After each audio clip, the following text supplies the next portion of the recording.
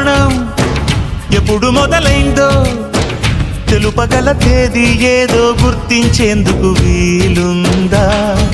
ప్రణయం ఎవరి హృదయంలో ఎప్పుడు ఉదయిస్తుందో గమనించే సమయం ఉంటుందా?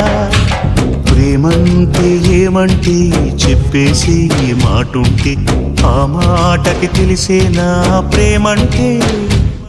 అది చరితలు సైతం చదవని వైనం, కవితలు సైతం పలకని భావం, సరిగమలెరుగని మధురిమ ప్రేమంటే. దరిదాటి ఉరకలు వేసే ఏ నదికైనా తెలిసిందా తనలో ఈ ఉరవడి పెంచిన తొలి చినుకేదంటే?